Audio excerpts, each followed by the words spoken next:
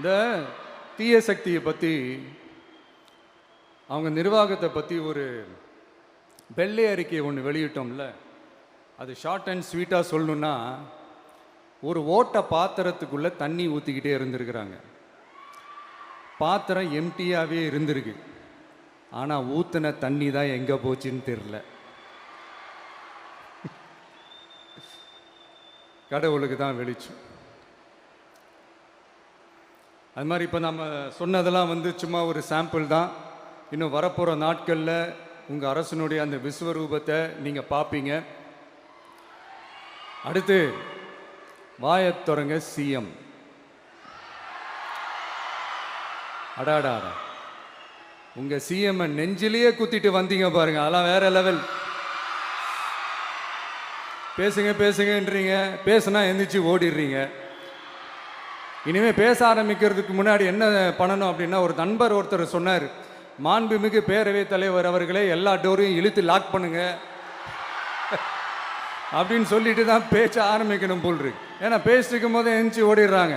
5 நிமிஷம் பேசினதுக்கே குளத்தூர்ல கொத்து பரோட்டா போட்டாங்க. இதுக்கு மேலே பேசினா மொத்தமாக முடிஞ்சிடும், பார்த்துக்கங்க. நாம் அரசியல் பேசினா விஜயெல்லாம் அரசியல் பேசலாமா அப்படிங்கிறது. சரிப்பா, நமக்கு எதுக்கு வம்பு, நம்ம பாட்டுக்கு நம்ம வேலையை பார்ப்போம், எதுக்கு அவங்கள பற்றி பேசிக்கிட்டு அப்படின்னு இருந்தால் விஜய்க்கு அரசியலே பேச தெரில அப்படிங்கிறது. இப்படியே மாறி மாறி மேகதாது அணையை பற்றி என்ன தெரியும், விஜயம் அதை பற்றி பேசலை. இப்படி நம்ம அரசியலுக்கு வந்ததுலேருந்தே ஒரு கூட்டம் குறை மேலே குறையா சொல்லிக்கிட்டு, பாட்டுக்கு பாட்டு கச்சேரி எங்களுக்கும் பண்ண தெரியும், பண்ணலாமா? இந்த மேகதாது அணை சம்பந்தமான அந்த வழக்கில் தமிழ்நாட்டோட பெட்டிஷனை சுப்ரீம் கோர்ட் எப்போ ரிஜெக்ட் பண்ணுச்சு? அப்போ யார் ஆட்சியில் இருந்தா? ஏன் ஒழுங்காக வாதாடல? நீங்கள் ஒழுங்காக வாதாடி இருந்தீங்கன்னா அதை ரிஜெக்ட் பண்ணியிருக்க மாட்டாங்கல்ல. ஏன் ஸ்டாலின் சார் வேணும்னே விட்டுட்டாரா? ஏன் இப்படிலாம் கேள்வி கேட்கலாமா? இப்படிலாம் கேள்வி கேட்டால் தான் மேகதாது அணையை பற்றி பேசுனதா அர்த்தமா? ஏன் அந்த ஸ்டேட்டு சிஎம் பேசுகிறாரு, நீங்கள் ஏன் பேசலை அப்படின்னா, நம்ம ஸ்டேட்டோட உரிமையை எங்கே நிலைநிறுத்தணுமோ அதுக்காக வேலை பார்க்குறது மட்டும்தான் முக்கியம்.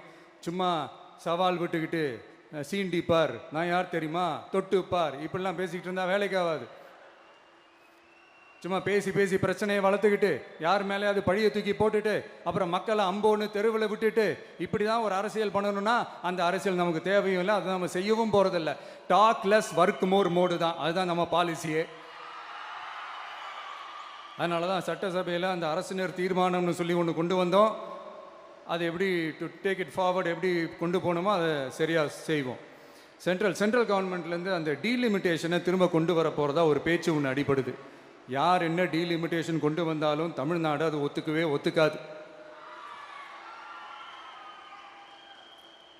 நமக்கான இடத்த யாரும் பறிக்கவும் முடியாது, அது பறிக்கவும் விட மாட்டோம்.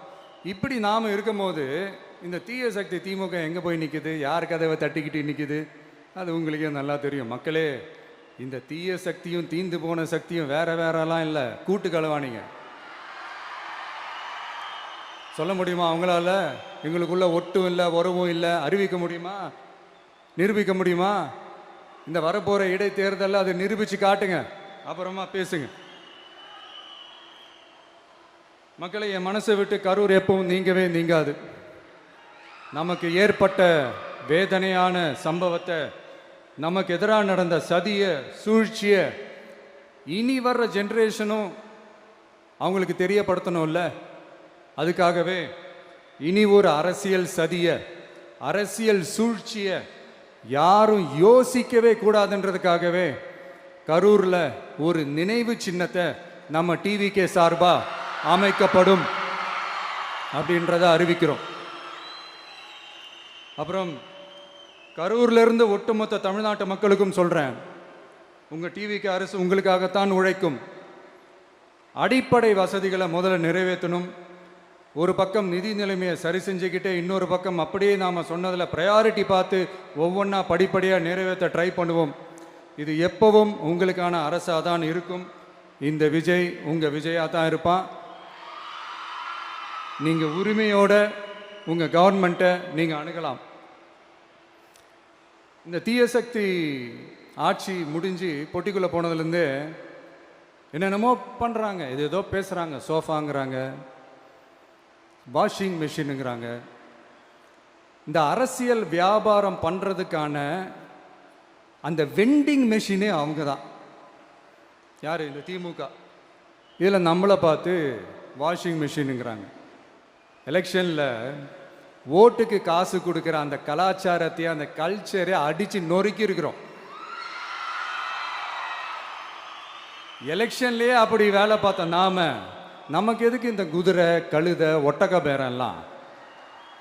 மக்களின் பக்கம் அப்படி இருக்கும்போது நமக்கு எதுக்கு இந்த பேரெல்லாம்? இந்த திருட்டு திமுக ஆட்சியை வச்சுக்கிட்டு ஊரடிச்சு ஒலையில போட்டு இந்த கொள்ளையை அடிச்சதுனால தான் உங்க கரூர் கம்பெனி ஓனர் ஒருத்தர் எங்க எங்க இருக்காருன்னே தெரியாம ஓடு ஓடு ஓடு ஓடு ஓடு ஓடு ஓடு ஓடு வராம் பாரு வேட்டக்காரன் ஓடினே இருக்கிறாரு. இன்னொருத்தர் ஃபாரின்ல போய் ஒளிஞ்சுக்கிட்டார். ஃபாரின் ஸ்டாலின் சார்ன்னு நினச்சிட போறீங்க. அவர் இல்லை. எனக்கு எப்பவுமே ஸ்டாலின் சார் மேல ஒரு தனி பாசம் ஒன்று உண்டு. அவர் கிடையாது, இவர் வேற. சிங்கப்பூருக்கு செக்கப்புக்கு போனார்ல அவரு. இன்னும் தோண்ட தோண்ட எத்தனை பேர் மாட்ட போறாங்களோ தெரியல. உங்ககிட்ட யாராவது லஞ்சம் ஏதாவது கேட்டாங்கன்னா கொடுக்க முடியாது சொல்லுங்க, நான் இருக்கேன் உங்களோட. அப்படியே யாராவது ஃபோர்ஸ் பண்ணாங்கன்னா இது எங்க மகன், எங்க புள்ள, எங்க அண்ணன், எங்க தம்பி, எங்க விஜய், எங்க விஜயோட ஆட்சின்னு ஸ்ட்ராங்கா சொல்லுங்க. மக்களே, நீங்க கூட இருக்கும் போது லஞ்ச ஊழல் மட்டும் இல்ல, அதிகாரத்தை வச்சு ஆட்டம் போடுற யாரா இருந்தாலும் அடங்கிடுவாங்க. இந்த கடமை, கண்ணியம், கட்டுப்பாடுன்ட்டு ஒரு காலத்துல கொள்கையோடு இருந்த கட்சியெல்லாம் இன்னைக்கு எப்படி இருக்கான்னு உங்களுக்கே தெரியும். அதாவது இந்த டிவிகே கட்சியோட தலைவரை எதிர்க்கிறதுல ஒரு நியாயம் இருக்கு. ஏன்னா உங்க பொழப்புல மண்ணள்ளி போட்டான். என்ன இந்த ஊழல் லஞ்சம்லாம் பண்ண மாட்டேன்னு சொல்லி உங்க அரசியலையே ஒரு தெருமுனைக்கு கொண்டாந்து விட்டான். மக்கள் வேற அவனை தான் நம்புறாங்க. ஸோ இந்த விஜயை எதிர்க்கிறதுல ஒரு அரசியல் நியாயம் இருக்குது, அதை புரிஞ்சுக்கலாம். ஆனால் இன்னைக்கு இந்த விஜயை மக்கள் ஓட்டு போட்டு ஜெயிக்க வச்சு ஒரு தீர்ப்பை கொடுத்து மக்களுக்காக வேலை செய்யறதுக்காக முதலமைச்சராக உட்கார வச்சிருக்கிறாங்க.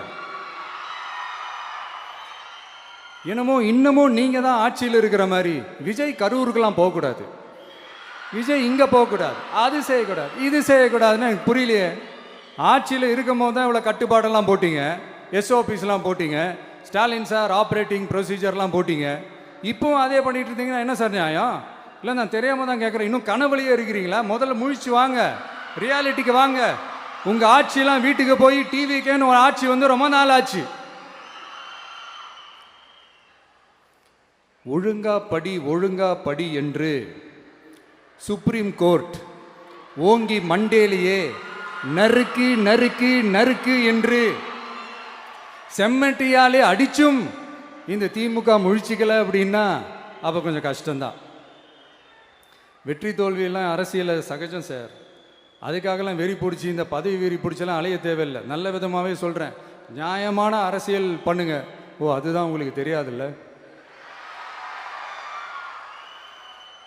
இந்த தீய சக்தி திருத்தவும் முடியாது, அவங்களா திருந்துவாங்கன்னு பார்த்தா அதுவும் நடக்க போறதில்ல.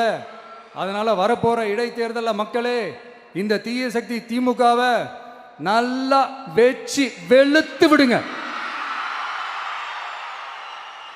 கான்பிடண்டா இருங்க மக்களே, நல்லதே நடக்கும், வெற்றி நிச்சயம். மீண்டும் சந்திக்கும் வரை நன்றி, வணக்கம்.